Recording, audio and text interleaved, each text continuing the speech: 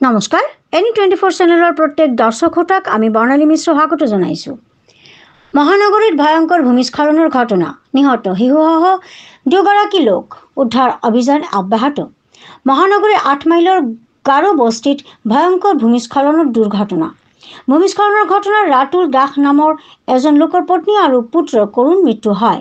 ৰাতুল দাসৰ 35 বছৰীয়া পত্নী ৰুমি দাস আৰু 5 বছৰীয়া পুত্ৰ সন্তান চম্পক দাসৰ মৃত্যুত হোৱাৰ লগতে 14 বছৰীয়া ৰীমা দাস নামৰ এগৰাকী কিশোৰী আহত হয়। আহত ৰীমা দাসক উদ্ধাৰ কৰি তেতিয়ালৈকে চিকিৎসালয়ত প্ৰেৰণ কৰা হয়। জিলা প্ৰশাসনৰ ফালৰ পৰা উদ্ধাৰ অভিযান অব্যাহত আছে। শিলচৰৰ পৰা দিব্য চক্ৰৱৰ্তীৰ ৰিপৰ্ট আপোনালোকে দেখি আছে N24 চেনেলৰ পৰা। এনেকা আকৌ ৰেকৰ্ড দেখিব লাগে তেতিয়াহ'লে আমাৰ চেনেলটো ছাবস্ক্ৰাইব কৰি লগতে থাকক। আমি ইনফৰমেশ্যনটো আমাৰ লোকেল গাঁও প্ৰধান আৰু IC যোৰাবাটৰ পৰা গম পোৱাৰ পিছত আহি দেখিছোঁ যে ইয়াতে 3জনীয়া এটি পৰিয়াল আছিলে।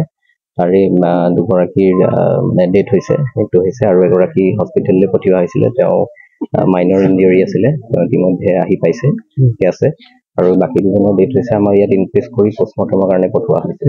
প্ৰশাসনৰ ফালৰ পৰা কিন্তু বিশেষ নীতিজন জাৰি কৰিছিল, কিন্তু কাৰ্যকৰী হোৱা নাই। বহু লোকে সহযোগ কৰে, এই ক্ষেত্ৰত বিহিত ব্যৱস্থা গ্ৰহণ কৰা হয় এইসমূহ অঞ্চলত। হয়, আমি এতিয়া ইয়াতে চাই গৈছোঁ, যদি এনেকুৱা ধৰণৰ কিবা আৰ্ট কাটিং আছে বা কিবা আছে, আমি ডেফিনেটলি এইখিনি চাম আৰু কি কৰিব পৰা যায় এইখিনি আমি চাম। আজি আমি ডিটেইলছখিনি কালেক্ট কৰি লৈ গৈছোঁ। এনেকুৱা ধৰণৰ যদি আৰ্ট কাটিং কৰিছে য'ত লেণ্ডশ্লাইড হোৱাৰ সম্ভাৱনা আছে, এইখিনি নিশ্চয় চোৱা যাব। মানে ৰাতিপুৱা উঠাই আছো, নাই উঠা, মানে 6টা বজাত মানে উঠালো। মাত দুজনীৰ একবাৰে মাত পালো, বাকী আৰু পোৱা নাই। আৰু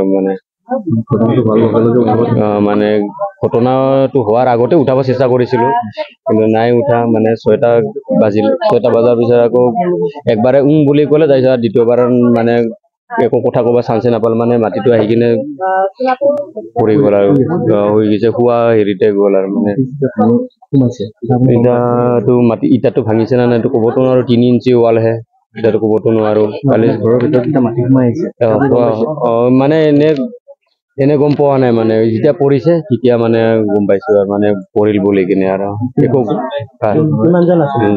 আমি মানুহ পৰিয়াল 4জন। ছোৱালীটো আঘাত পালে, তাৰপিছত মাকে আৰু পুতেকে গ'ল। আকৌ আৰু কি ক'ম, আকৌ আৰু মাকৰ নাম ৰুমি দাস আৰু ল'ৰাটোৰ নাম হ'ল চম্পক দাস। আৰু ছোৱালীজনী মেডিকেলত লৈ গৈছে, আহি আছে। ক'ত লৈ গৈছে? ক'ত লৈ গৈছে এতিয়াতো মই চিনি নাপাওঁ। ৰাতিপুৱা 6টা বজাত মোক ফোন কৰিলে হাজবেণ্ডজনে যে মোৰ ল'ৰা ছোৱালী মোক গোটেই পৃথিৱীখনৰ পৰা এৰি গুচি গ'লে, সোনকালে অহা দেখা পাবি বুলি ক'লে মোক। তাৰপিছত দৌৰি আহি পেলাই চালোঁ, দেখা পালোঁ মাটিৰ ভিতৰত ফুট খাই আছে 3জন। ছোৱালীৰ ল'ৰা মাকজনে 3জন ফুট খাই আছে। তাৰপিছতে আহি পেলাই চালোঁ, অকণমান মানে ছোৱালীযোৰ হাত অকণমান লৰাই আছিলে। মাটিটো খুন্দি ওলোৱাৰ পিছত তাৰপিছতে মানে ছোৱালীজনক জবৰদস্তি প্ৰথমতে ওলোৱা গ'লে। তাৰপিছত আৰু দুজনটো মৃত্যু হ'লে, আৰু সেইটো আৰু আমি উদ্ধাৰ কৰিব নোৱাৰিলোঁ। এজন ছোৱালীজনক উদ্ধাৰ কৰিলোঁ, 14 বছৰীয়া ছোৱালীজনক উদ্ধাৰ কৰিছোঁ। 6টা বজাৰ ঘটনা এইটো, ৰাতিপুৱা 6টা বজাৰ ঘটনা। মাটিৰ তলত ছোৱালীজনো এক লগতে মাটিৰ তলতে পুট খাই আছিলে। উদ্ধাৰ কৰিছোঁ আমি।